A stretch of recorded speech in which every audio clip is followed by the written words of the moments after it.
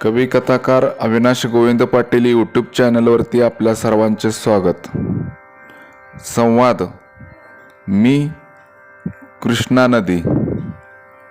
माझा जन्म महाबळेश्वरच्या कुशीत झाला। भगवान विष्णूच्या नावावरून माझे नाव कृष्णा ठेवले।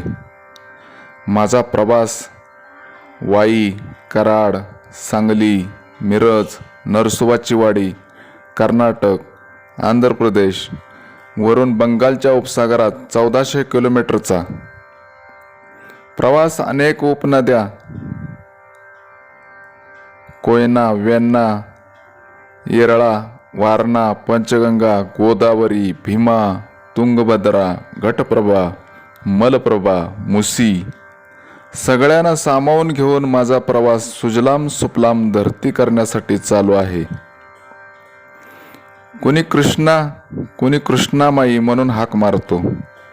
सगळ्यांच्या हाकेला मी धावतो। सगळ्या प्राणीमात्रांची तृष्णा मी भागवतो। हा माझा धर्म आहे।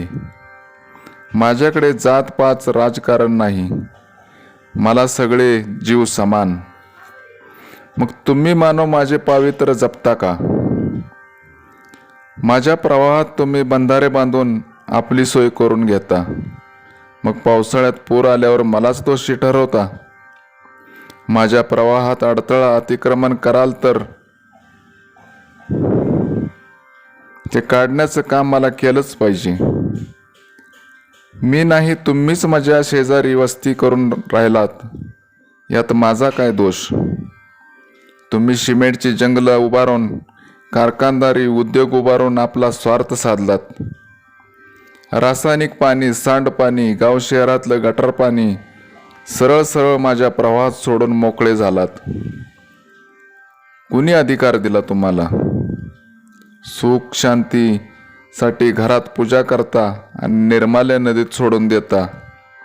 मेलेली जनावरे, माणसांच्या रक्षा, त्यांचे कपडे अंथरून पांघरून सगळे नदीत विसर्जन करता। काय काय म्हणून सामावून घेऊ?